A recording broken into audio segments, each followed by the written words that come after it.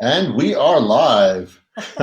You guys, we all joke about we have to keep a smile going till it actually goes live. So you guys did a really nice job of that. Welcome everyone to Everything is Attitude. Uh, I feel like we always have special editions, but this is a special edition, right? We have a guest that I'll let you introduce, Rosemary. How are you, Rosemary? I'm good. I'm good. Really, really good. She says, perfect. On here with a fabulous attitude. My puppy is feeling a little bit better today. He actually just I thought I was going to be able to show you how much better he's feeling today, but he just jumped off the sofa. Anyway, welcome to all of you out there who have joined us today, and I would like to introduce my good friend Mitchell Coombes. Mitchell is a spiritual medium, and he lives, works, plays, does whatever he does in Australia. So we're down under, and so we've got three different time zones. Al, I think it's 4 o'clock your time. It is. It's 6 o'clock in the evening my time. And Mitchell, I know it's 9 o'clock in the morning your time. So, you 9 o'clock on a Saturday morning. We're still in Friday and you're in Saturday. So I'm going to hand over to you, Mitchell, and if you could tell us a little bit about yourself and what on earth are you doing here? Well, good morning, Rosemary. Good morning, Al. It's a pleasure to be here. Good morning, everybody. Yes, I have to tell you, you're right. It does feel rather strange. I feel as though I'm calling you from the future. It's no day ahead. Feels very strange. 1 second. You carry on talking. I just have to open the door. Oh, okay, no worries. Carry on. So I feel as though I'm calling, from the future, Al. It is very strange. We've got I tell you, we've been having very hot days here in Australia. We've been having, I think it was what you would call 102 degrees Fahrenheit. So Wow. really hot days, very, very, very hot. But it's a pleasure to be here. And I had to laugh before because when Rosemary was talking about we always have to smile and hold this smile before we come live onto this show.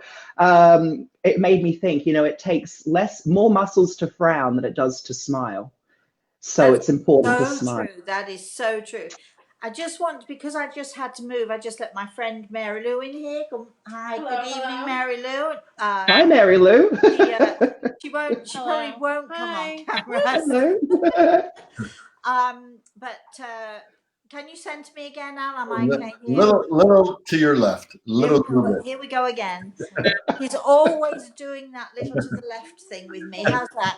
Perfect. The last thing I want is to be off camera and talking and nobody can see me. So I'm really sorry, Mitchell. That's okay. Back to you.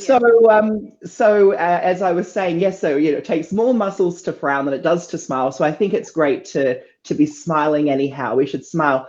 Do you know? I have to tell you something. A little story. I want to tell you something first about smiling, because people would often say to me, "You always look so serious. You're always frowning. You always look so serious." And I used to think, but I'm not upset and I'm not cross and I'm not frowning, but I always look so intense sometimes because I'm so focused. That when I got the new iPhone, it has the face recognition that when you look at the phone, it opens and unlocks. So what I purposely did when I set it to recognize my face is that I had to smile in order for it to unlock and recognize my face. And so it teaches me to have a positive attitude to smile all the time. So every time I pick up the phone, if I'm looking at it like this and I'm wanting it to open, it doesn't. I have to pause and smile at the phone in order for it to open. So it's teaching me to smile again. Hold on a minute. I've never heard of that iPhone. Have you, Al? Yes. Yeah. Oh, right then. Yeah. I'll have to do some investigating. Mitchell, I know that people are wondering who is this gorgeous looking fellow here? What is he doing? They're wondering about Mitchell too, right, Rosemary? Yeah. Can you, for everybody out there who hasn't seen you, I know that you've got a lot of people in Australia following you, but for people who outside of Australia who perhaps don't know you as well, can you tell us a little bit about yourself, please?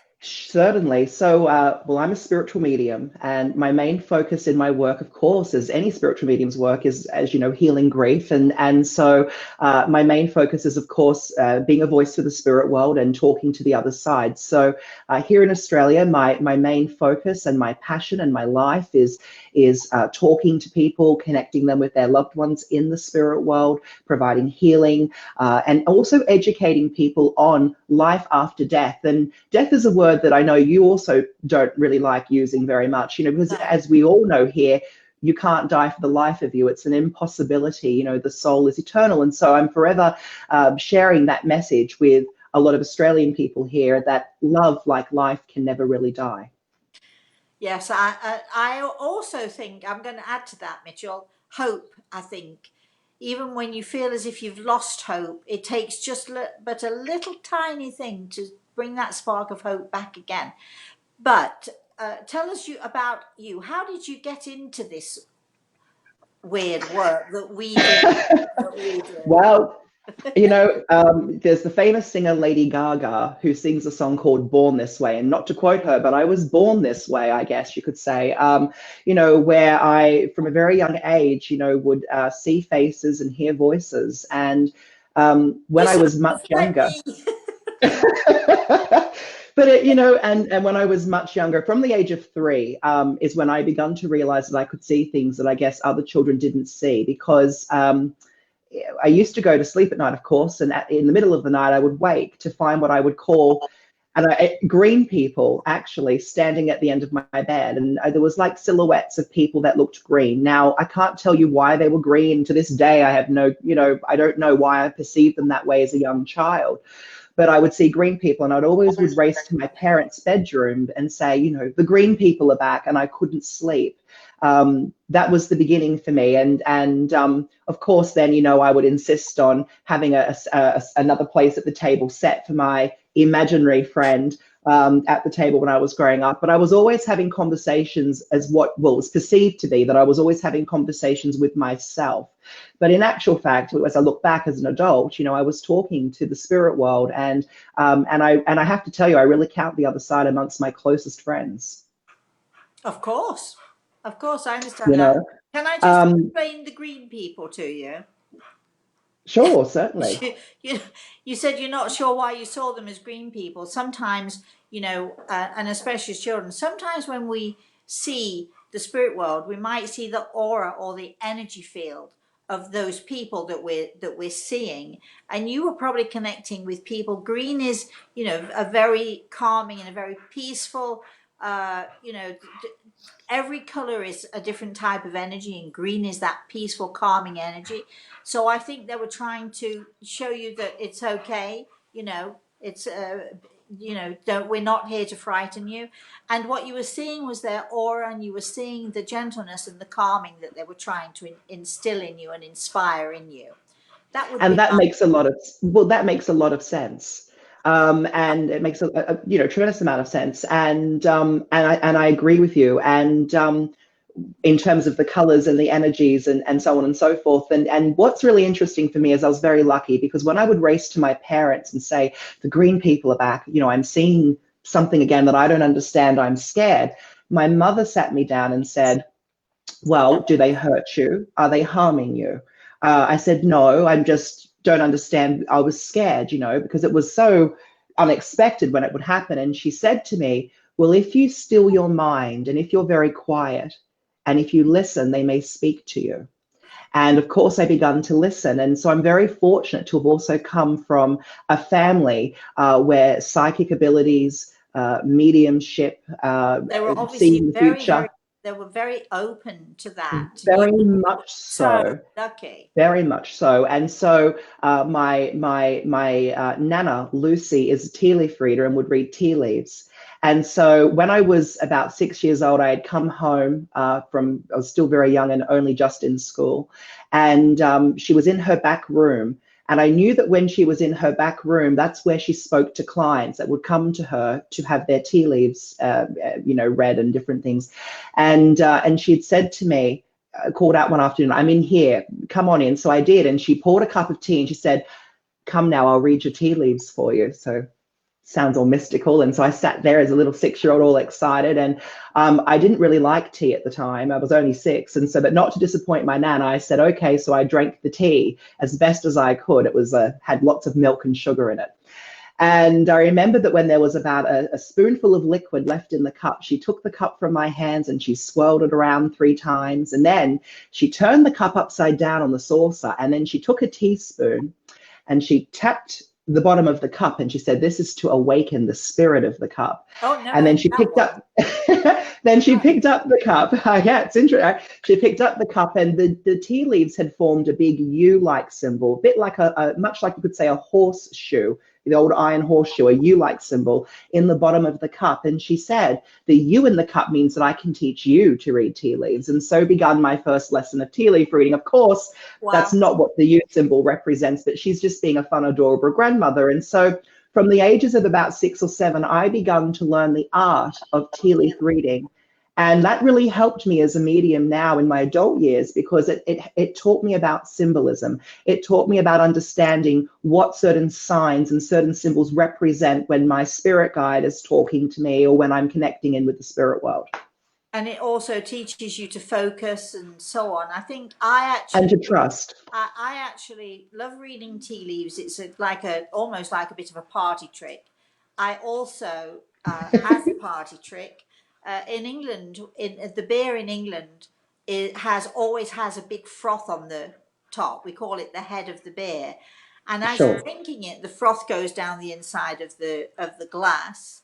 So I would get somebody's glass, and you can read the froth around the inside the glass. But my favourite of all times, and it happens that Mary Lou is here, and Mary Lou has been a recipient of this, because you can literally, because when somebody's drinking the tea, or when somebody's drinking the beer, or when somebody's eating the ice cream, which is my favourite, or if somebody has a plate with lots of gravy on it still, their energy is infused in the plate, and so you can often see things about that person, that person's energy and that person's aura, and you can get a lot out of it, and that's how we read these things. But my favorite is to do chocolate ice cream on a white plate, because everybody and Mary, I haven't heard that one before. That sounds like fun. Chocolate ice cream. and sometimes in my in some of my classes, I've actually taken and put in the freezer of the place some ice cream and white paper plates, and I get everybody to eat the ice cream, and then I get them to read their own dish or their own plate. And Mary Lou has do you want to tell this story? Sure. Go ahead then. Well, it was about a month and a half before I actually was told by my daughter that she was pregnant. I actually had ice cream here, and Rosemary was showing me that right there on the plate was the little embryo of the baby. Ooh. It was awesome, clear as could be. I didn't see it, of course, initially. Rosemary, of course, pointed it out and showed me, and But you took a photo of it. I have it. She yes. took a photo of it. She's still she's still got that photograph. And then her daughter, a couple of days later, I think, her daughter, she said to her daughter, "I've got to show you something. I want to show you something." And so she showed her this, and it's quite clear. You can see it's the embryo. You can see it's the fetus inside the womb. It's the clearest thing you've ever seen.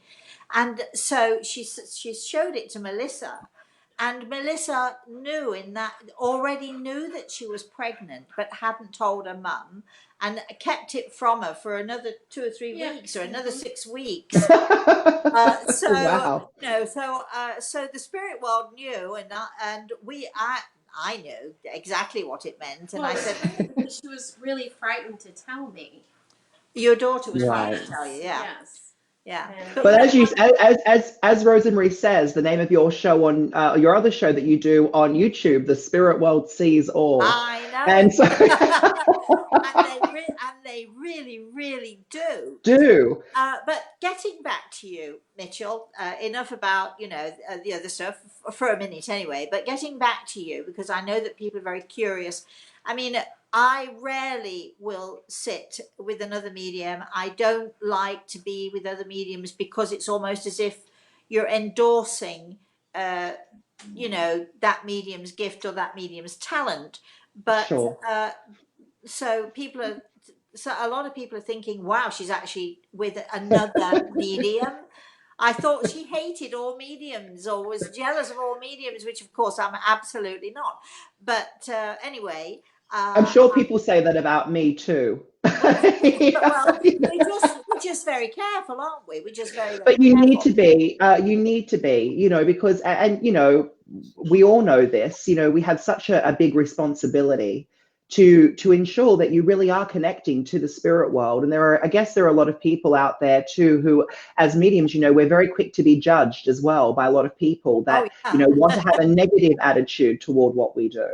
Yeah. And, you know, and I feel that sometimes there are people out there who perhaps are very well-intended people, very, very well-meaning people, very, you know, they've got the best of intentions to want to help, to want to heal other people, but perhaps they're not fully developed or understand, or, and it can cause a lot of problems. You know, I can't begin to tell you the amount of people I have had that have come to me over the years, and I'm sure you've had the same, where they've been to go see a medium and it has absolutely devastated them.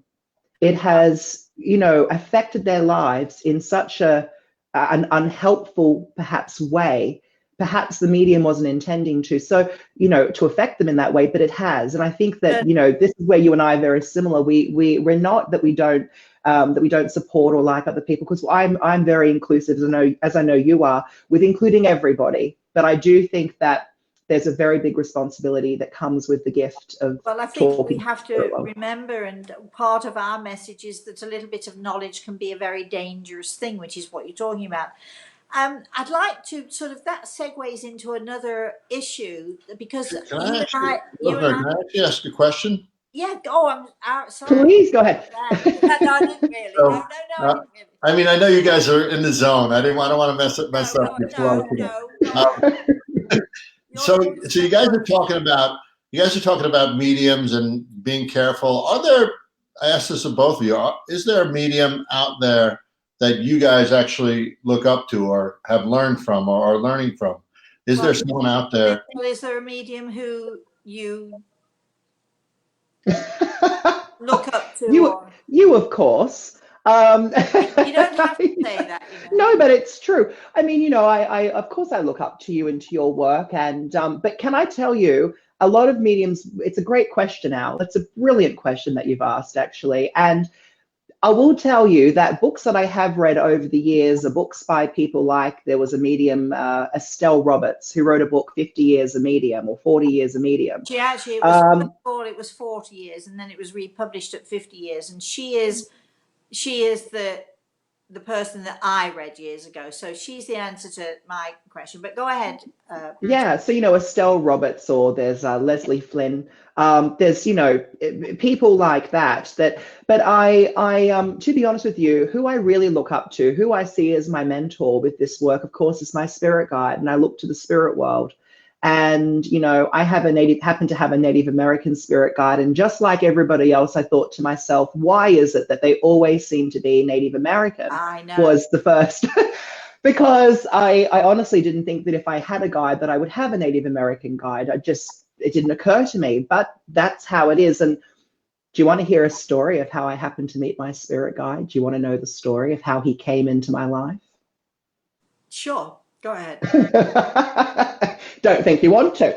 All right. So, no. There's so many things I want us to talk about. So anyway, well, to answer your question out, that is how that's who I look up to. Is probably my own guide, I would say. Not necessarily other mediums. I believe every medium works differently. And I think it's so important to focus on yourself and your own awareness and who you are, because that makes you the better medium when you know yourself. Good. That's a great answer. I was going to segue into something, and now it's gone out of my head. Actually, I think there. You know, I know that we were talking about this the other day, Mitchell, because there are so many people out there, you know, who take the opportunity now to use YouTube and the, you know, and the media that's out there now, all of this, you know, the technology, and they take the opportunity to be incredibly mean and sometimes really crass and really rude and unnecessarily aggressive and so on. I was, you know, I mean, and we sort of accept that, and unfortunately, in some part, we expect it. But my curiosity is that, you know, I mean, I was ostracized, and have been ostracized for years and years by people, but particularly as a child because I was different and certainly weird. Can you tell us a little bit about how you were ostracized as a child because you also were different? Yes, and I found it most difficult. I was ostracized as a child. I found it very difficult to make friends, and I would say it would be because mainly on my part, I'm such a sensitive child, and I was such a sensitive person at the time, and I did find it very hard to make friends, and I couldn't understand why it was that you know that children perhaps could be so mean. How it was that perhaps you know I mean you know most kids at school would never come and play with me, and you know little lunch or recess or whatever you want to call it, morning tea, they wouldn't talk to me, they wouldn't play with me. And it was at those times that I would go, and there was a big tree in the schoolyard that I'd often go and play under, and I'd, you know, play make believe and play and pretend that I had an audience watching me and I was talking to people and different things. And of course now I realize that that perhaps is the spirit world to a lesser or greater degree that I was, you know, experiencing. But it was very hard. I wasn't invited to other children's birthdays. In school, we used to give all of our school books with our name on them, and the teacher would keep them on shelves for different subjects, mathematics, English, so on. And, you know, one student was always elected, different students each time, to take the pile of books with our names all on them and to hand them out to all the students in the classroom. Well, when they would come to hand the book out to me, or my book to me, they would hold the books and they would throw it like this at me, as if to say, I don't want to touch your book because I'll get cooties, I'll get germs, or I'll catch your strangeness.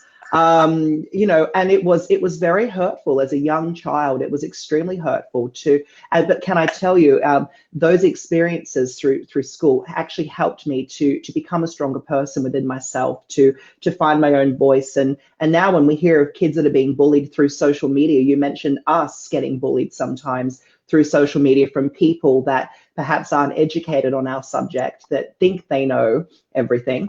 It's hurtful to us even as adults at times. You know, it can be hurtful, but as a child, these days, children are being bullied online. And it's just awful, because I think back to when I was bullied in my schooling years, and I don't think I could cope with today's world with all the technology, because it's one thing to be bullied at school, but it's another thing to then go home and continue to be bullied, because there is now this portal, being the internet or Facebook or YouTube or whatever it is, that people can now attack you in. But it was very hard, but it taught me to protect my sensitivity. I think that you know, pain. I think especially with the people who do our work, I think we have to experience the pain because it does in fact make us much more sensitive, and we do. I wish it weren't the case that we learn more from the pain than from the joys, but we do learn from our pains and from our hurts, and we learn, and actually it makes us more sensitive. It makes us more you know, aware of what other people are going through, and it makes us not just sympathetic to other people, but it makes us empathetic. So I do think Yeah. that we need to, you know, to sort of experience those things. Of course, you know, it's not only the mediums who get bullied, we know that. But, you know, I remember, again, as a child, I was probably about 8 or 9 or something like that, standing on the edge of the playground watching all the other kids playing. And even now, I can go right back to that and visualize that. It's almost like I'm looking at myself, you know, from a distance, and seeing myself standing there being very, very alone and watching all the other kids, but always standing on the outside, always standing on the periphery of things.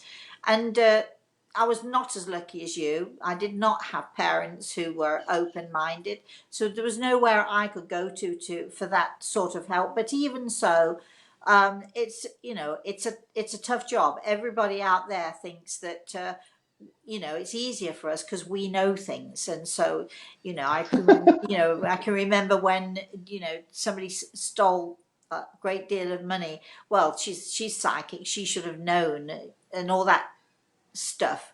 I don't know if we've got any comments here, or if you want to comment, or I want to bring you in here. Maybe you've got some questions for Mitchell. What I'd actually like to talk about is, I think for you guys, you have a level of sensitivity that most do not have, but there are people who are sensitive, maybe not to the level you guys are, that have been bullied out there, right? And I would love to know what you guys did besides learn from it. Like Mitchell, you said you learned from that experience. I was actually bullied as a kid. I was a very sensitive kid. I'm sure others that were sensitive experienced the same thing. I cannot imagine anybody would dare to bully you, Al. But anyway, I do see that. I do see that. I was very much bullied, and at the time, the only way out was to call a fight out, and it was ridiculous, very archaic. But that was what I did. And I was lucky enough to win the fight by pinning the guy down, but that's about all. And I often think about if I didn't win the fight, what would have happened. And I also think about what Mitchell talks about with the 24/7 abuse that some of these kids are doing, or having, or enduring because of social media. But how can we have a positive attitude?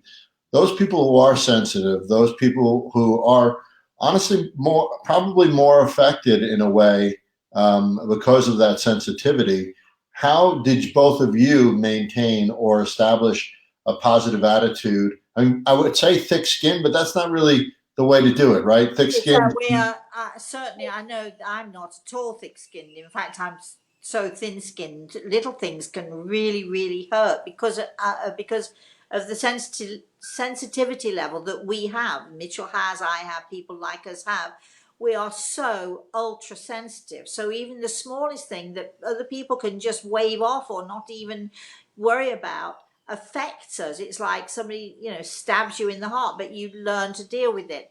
So Mitchell, why don't you talk a little bit about that? If you were to, let's say, if we were to want to create a recipe for people who, whether it's children or whether it's adults who are being, or they feel that they're being ostracized, or they are super sensitive, what suggestions can we give to them? As you asked that, we were talking about kindness, and why don't you elaborate on that? Sure. Well, as you're asking that question, and both you and Al make some great points here. And Al, as you're asking, how can we protect ourselves? You're saying having a thick skin perhaps isn't the answer, but we also know that fighting violence with violence is not necessarily the answer either, because there's that saying, right? Two wrongs don't make a right. I would say that I can draw upon my experience from when I was younger. What I was taught to do was, if somebody was bullying me, there were two techniques that I was taught. The first was called the blowfly technique. It's like if someone throws something at you, you sort of shoo it away. You think, I don't really need this around me. The second thing, of course, is to send love and kindness and think kind things toward the person that is hurting you. I'm not saying sit there and be punched and all this sort of business, but what I'm saying is when I'd have time to reflect at the end of each school day, I would go home and I would often cry my eyes out. You say, how do you get through that? With lots and lots and lots of tears is how I got through it. And my nana at the time took me aside and she said, if there is someone that is bullying you, if there is somebody that is being just awful to you, I want you to think of that person in your mind, and I want you to imagine that something wonderful happens for that person. And I remember being, quite young and saying, I don't want to wish something wonderful for someone that is hurting me and upsetting me. Why would I want to be kind to them? But she said to me, kindness begets kindness. And so she taught me to visualize something wonderful. Well, there was a boy at school whose mother had passed when he was very young. He had a lot of anger issues. He was being raised by his father, who was a military sergeant, a military man. And he was, he was a very nasty bully toward me. So anyway, I took my nana's advice and I began to visualize positive things to him by, imagining, him being happy and smiling and so on and so forth. And then one day he didn't come to school. And we then found out that his father had actually been given a great work opportunity to work further away somewhere else. And his father was so happy about it that his father became a happier person and his son had a better life. And of course, the bully disappeared out of my life. So I think rather than wishing negativity on someone or anger or disgust, send them love, send them kindness, ask that something wonderful happens for them in their lives, and then let it go and let them go on their way. It is amazing. I really believe in the power of the universe, and I really believe that our thoughts, what we place out there, we can manifest, we can create certain experiences. So I think of all the people that have hurt me, and I often will send them love, I'll send them light, because I feel that that's perhaps what they need the most. I think that I think that that's a wonderful thing, and I think it's a very positive thing that if a person can actually manage to do that. We both know that it's not always an easy thing for people to do. It isn't. But certainly, if you can put that in your bowl, we're going to throw in things that we're going to create ingredients. So that would be an ingredient: kindness and thinking kind thoughts, even to and being those. willing, being willing to be kind, even if you, as you say, you people can't do Right. it. Sorry to interrupt you, but like being willing, at least be willing to try. Right. And I think that, we should, as adults, we can all promote that. Al, you've got 3 kids. Do you promote that with your children? I mean, if one of your kids is coming home and complaining about another kid, how do you handle it?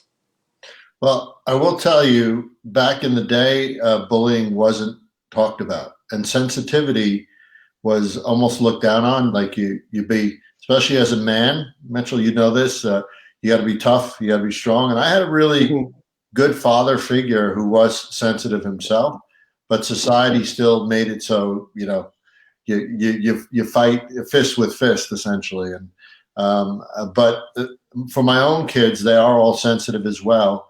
And there's been instances where people were not nice to them, and my advice to them is, if they do not want to be nice to you and they don't want to, be a positive part of your life, go. There are other people out there that are willing to be a positive part of your life and willing to be your friend. And at a young age, it's different. As you get older, I think it gets more complex. But the same kind of thing. You can't.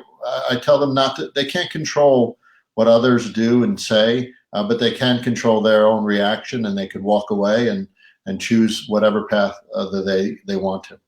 So we've already got 2 great ingredients. We've got the ingredient of kindness and thinking kind thoughts and projecting those thoughts towards that person who is maybe bullying you or being mean to you, whatever. We've also got the if you encounter people who for whatever reason you clash with, or who don't like you, or move on, because there are always other people out there who you can befriend. And Rosemary, I would add empathy to that too. Have empathy toward them. You don't know what. This is what Mitchell's saying. Be empathetic to that person. You don't know what they're going through. Yeah. But I think also, it's so easy when you're being bullied. All this advice sounds wonderful. I would say 2 things to anybody out there who's being bullied. And the only way you can be bullied is if you're sensitive enough that you feel the pain and the hurts of whoever it is who's bullying you. And, there is this thing about, men don't, cry.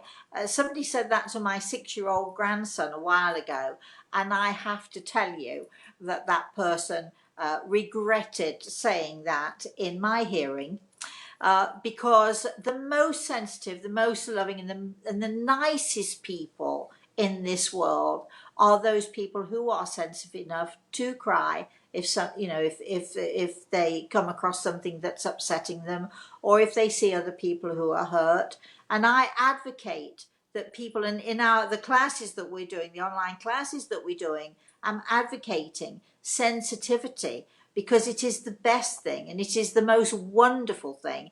And it's only through our sensitivity that we can, raise our level of consciousness and be aware of things that are going on beyond this world of ours. So don't be afraid, don't be ashamed if you're a boy or a man and you cry easily. Good for you, because that's a sign of sensitivity. Don't hide that sensitivity, don't be afraid of it. And if anybody says, as they've said to me, and as I was growing up, the problem with you is, it's always the problem with you. And I had a husband who said, well, the problem with you is, you're too sensitive. You're oversensitive. That's your problem. In other words, you shouldn't take offense when I'm rude to you or mean to you or nasty to you. Why are you so sensitive when I want to insult you or be aggressive towards you? And I say to people, you cannot be. It is not possible to be too sensitive or oversensitive. Ultra sensitive is what people are. People who are listening and think, oh yeah, I was bullied, or I've had that happen to me. You are ultra sensitive, and it is really the best thing and the most wonderful thing to be. So don't try to dampen that.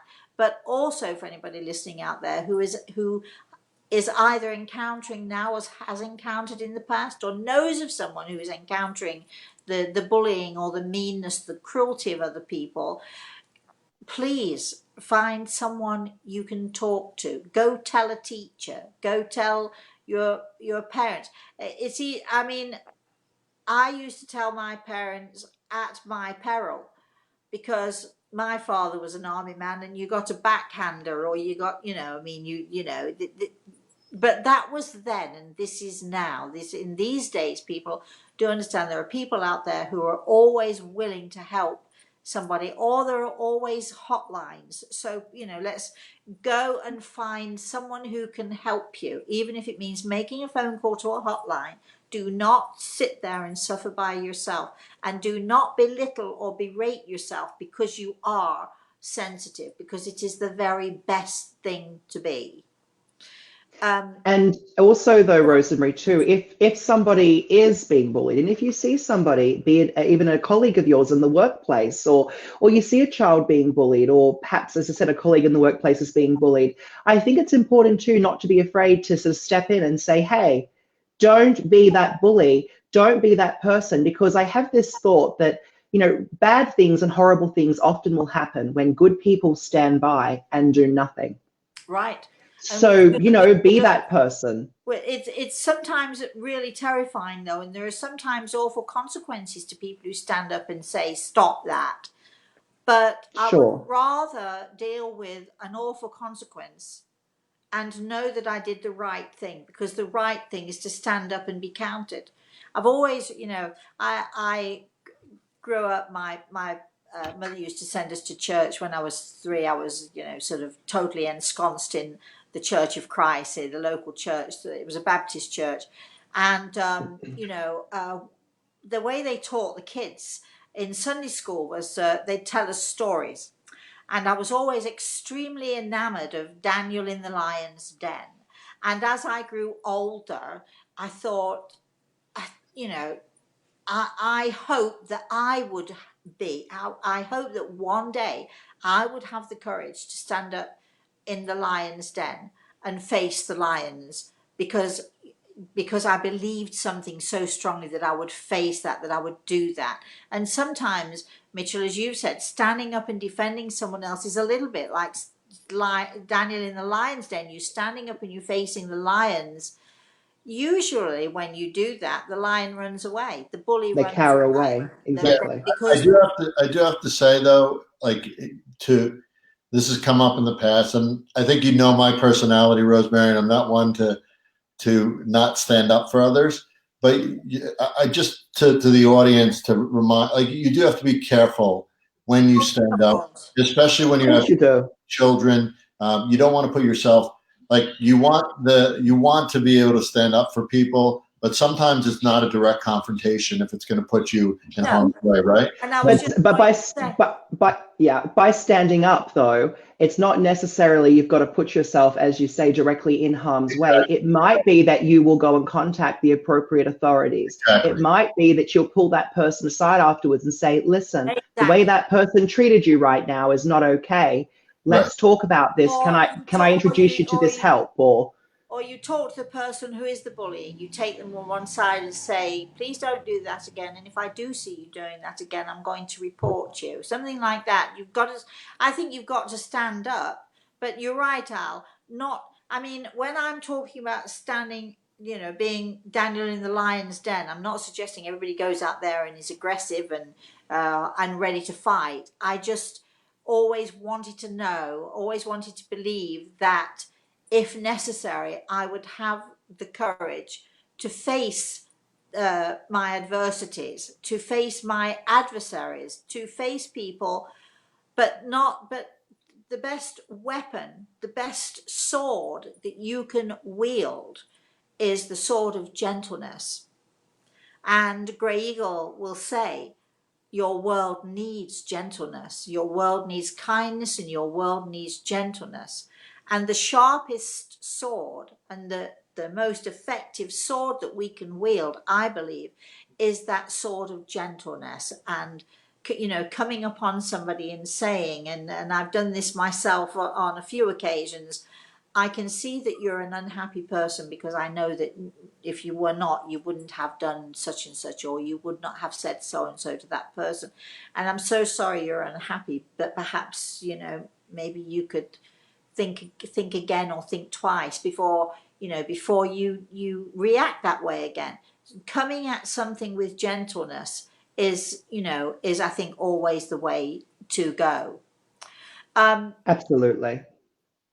We have some comments, Rosemary, too, if you want to. I was just going to say, shall we have the comments, and then I'm going to come back to you, Mitchell, for more. Let's hear the comments then, Al. We have Lori is here, and she said that she is not a medium, but the same things happened to me. Grateful heart because they led me to my North Star. We have Philip is here. He says, unfortunately, people hand over their power and give it up to someone else. People need to find their own center and stand within their own power. That's so true. Very true. We have some people talking about food. Oh, that's because you brought up the ice cream, and Lori you have to go and get some ice cream. Let's stop talking about the food. I will in the online classes. I'm going to tell people how to do that. Let me tell you. Yeah, and I experienced that too. It's a great exercise as well. Al, have you ever had your tea leaves read? Have you ever had someone sit you down and do your tea? So not tea leaves, but Rosemary did the chocolate ice cream with me. It's great, right? When I come to Florida, you can do my chocolate ice cream too. Oh, we actually could do it online as well. You don't actually have to be present. Well, there you go. Okay. To do it, I can show you how to do it if you'd like me to. You could be sitting there like it would be like 3 a.m. for you or for me, and whatever time for you, and we could binge on chocolate ice cream. Mitchell, I brought chocolate ice cream just yesterday, so maybe I'll do that tonight. We'll share pictures of our ice cream that we eat. Mitchell, I'm asking about your pendant around your neck. Yes. And what is it? Does it represent something? Well, there's a label over here called Thomas Sabo, and he's a jeweler, and it's called a karma wheel. I don't know if you can. Someone said it's a karma wheel. Based on ancient symbols of Tibet. It's a Tibetan karma wheel is what they call it, but I just love it. It's got these little tiny stones encrusted in there. I think it's little onyx crystals and stones. Thank you very much. And it's something that I just love to wear, because speaking about kindness and karma, I really believe that, all of our good and bad deeds in some way are reprehended. When we get to the other side, you'll be held accountable in one way or another, whether it catches up with you in this lifetime or another, Well, I think actually we probably hold ourselves more accountable than Well, that's right. you know, We do. That's correct. and we have, you know, we're able to look to see who we are, what we've done, how we've affected other people, and I know that that there are so many things that I've done and said for all of my life. I know there are a lot of things that I might regret or maybe even sometimes be ashamed of. I hope there are not too many, though. I do strive to do the best I can, but we are human after all. We do fail, don't we, from time to time, especially We do. when we're driving down the road and somebody cuts right in front of us for no other reason that they're just bullies and that they can. It's so hard to smile and be nice and send those kind thoughts, don't you think? I have a friend that if he's with me in the car, if at any time I'm driving and someone does cut me off and I get a little disgruntled and I think, oh, you know, they shouldn't have done that to me, he always says, love and light, send love and light, you know. Well, But when he's driving, it's a different story. well, So, of course. Well, so but I can remember no, but we're all human. I can remember many years ago, I was in Colorado, and it was sort of, we're coming down from the mountain, and the roads were treacherous. They were icy, and they were really treacherous. We're driving along. I was with three other people in the car, and we're driving along, and this guy came ridiculously fast speed, bowling out of nowhere. On this icy road and cut in front of us and swerved and so on, and you know, the three other people in the car were just disgusted and not and being really mean, actually, I have to say. And I'm listening to all of this, and I then at one point I said, well, can I tell you something about that man? He just had a phone call that his wife has been involved in an accident, and he's racing to the hospital to try to get to her before anything happens. And there was a total silence in the car for a moment, and then one of the people in the back seat said, "Oh my goodness, Rosemary, is that true?" And I said, "No, but it could have been. Be careful when you're judging, because it could have been true. It might have been true. That person might have had the worst news, the most dire news. So, you know, the next time when you're seeing people cut you off, just think twice before you mean Judge about them. someone else. You just, it's so, we all do it. I do it. It's so easy to judge other people. It's so easy to, you know, to comment about somebody else's behavior. But very often, and you and I both know this, Mitchell, because we take private consultations, we do all of that stuff, and we know perfectly well that people are not always usually not always what they seem to be. And there are sometimes devastating stories that people are having to handle and having to deal with. And even in the moment where you're criticizing someone, that person could be going through a real trauma, a An real awful time.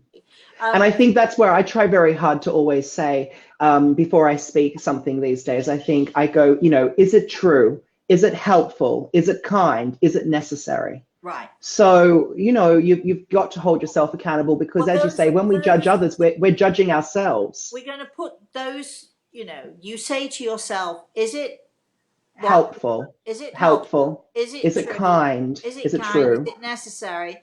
Yeah. Right, go right into the bowl of our ingredients. Let's mix them all together, along with kindness, along with, you know, understanding that we have a choice. We can always find if we're being bullied or if someone is being mean to us. We don't have to necessarily. Don't put yourself in that person's space. It always amazes me. I'm sure, Mitchell, you see this as well.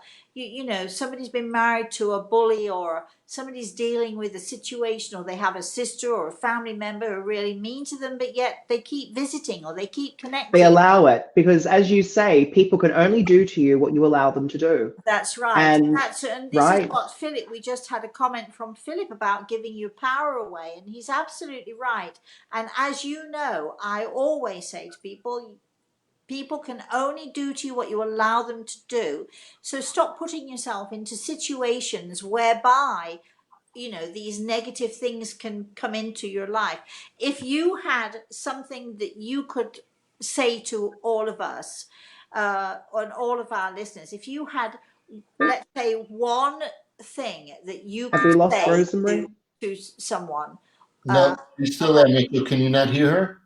I can't see her or hear her. You've disappeared on me. well, if you could, we can see you. Yeah. So if you could relay this, what would that one thing be that Mitchell would, you know, advise anyone listening?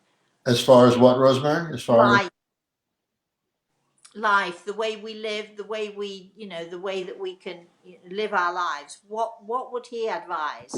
so Mitchell, what Rosemary's asking, what if you could offer advice in the way we go about our lives, with the way we live our lives? If you could offer one a bit of advice to the audience, what would that advice be?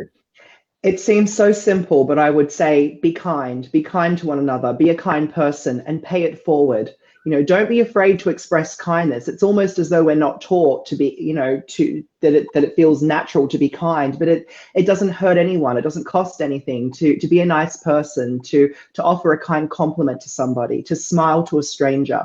You know, so many of us feel as though we're so small and so tiny, and that what could I possibly do to contribute to the betterment of humanity? But something is just simply giving us a smile, a kind compliment to a person, acknowledging somebody, holding a door open, little acts of kindness. And as we know, little acts can ripple out far and wide and touch the hearts and the souls and the lives of many people. It's like, you know, you think about it, you think, I'm only one little person, what could I do? But, you know, a seed is very tiny and very small, but that seed hatches, germinates, and grows into a big tree. So little things can create huge ripple effects throughout the lives of others. And I think kindness, it sounds simple, but it's important to be reminded to be kind. I'm not sure Mitchell can hear me, but that's an I don't absolutely. think he can't hear you, Rosemary. Okay. I can't hear anything. Well, if have you to send my spirit guide to start translating, I guess.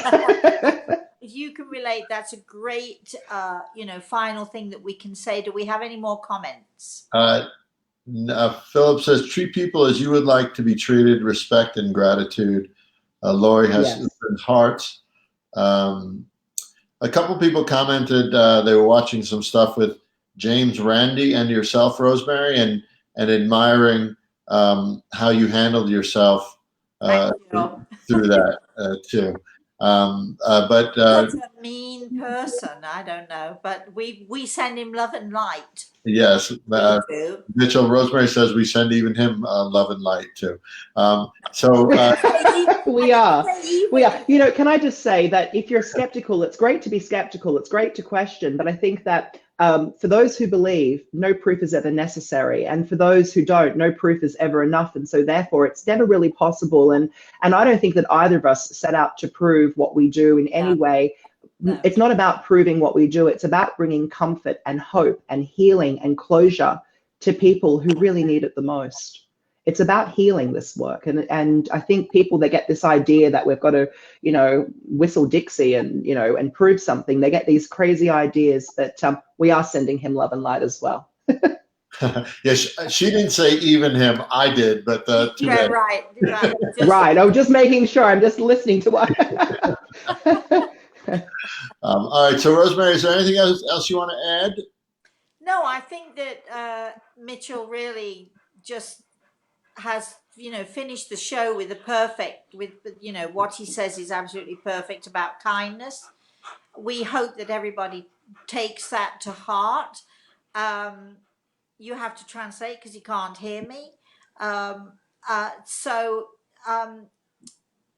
would ask him, is there anything else that he would like to say, because we are coming to the end of the hour, and is there anything else that Mitchell would like to say? So, Mitchell, is there anything else?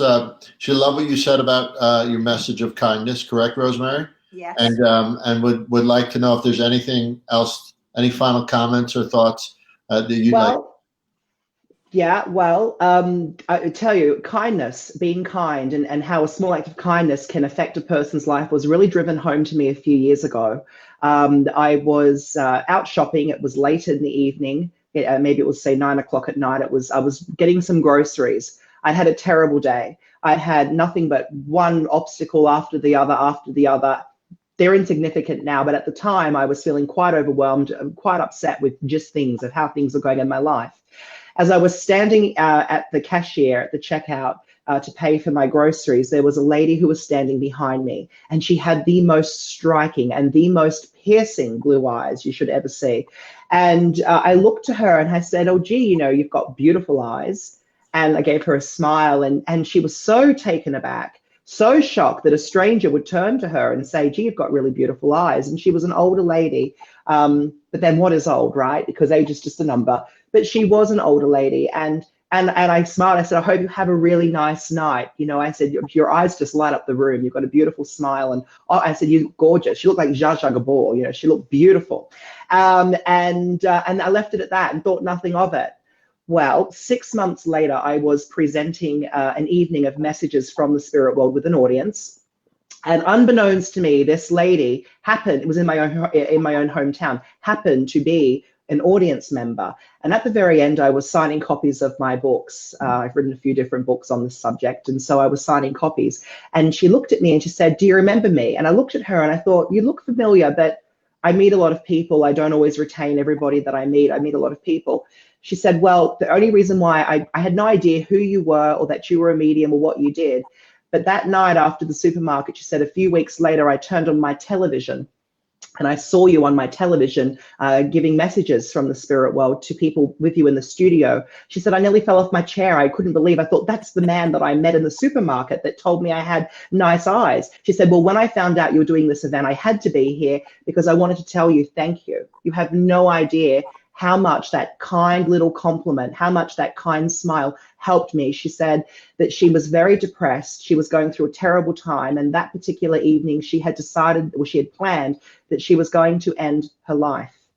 And she said she felt that no one appreciated her, no one would ever acknowledge her, no one was ever kind toward her. She felt that she was just a ghost walking through the world, nobody seeing her. And she said the fact that you stopped and said, "Gee, you've got beautiful eyes, you've got a nice smile," she said it made me change my mind. It changed everything for me. And she thanked me, but there was no need to thank me because I was just being kind and said, "Do you have nice eyes?" So, you know, we don't always realize the effect that can ricochet from a little act So of true. kindness. As you know, Rosemary talks about this where she calls them angel actions, you know, where you're being kind. And Rosemary, I think that we can all take from that. And I think if anything, I'd like to say, just be kind. Angel actions, little deeds can, you know, ripple and to touch so many people's lives. And it was really brought home to me.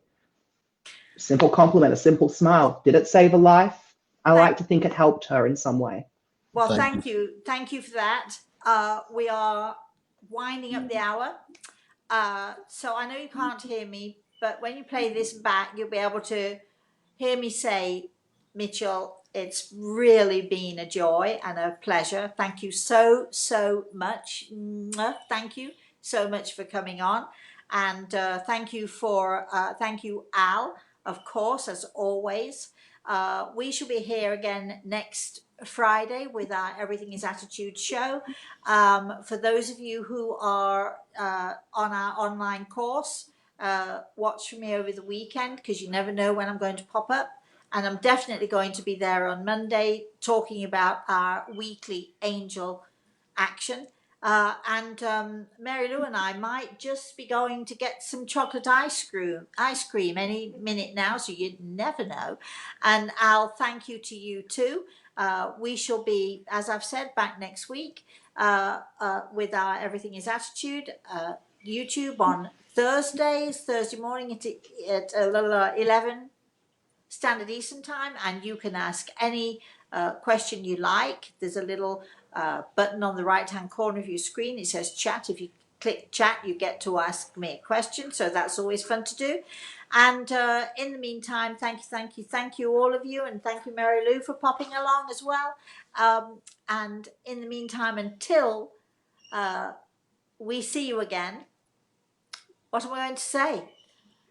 I think you have a blessed day. Have a very, very, very blessed day. Thank you. Thank you, Mitchell. Thanks so much. Stay there.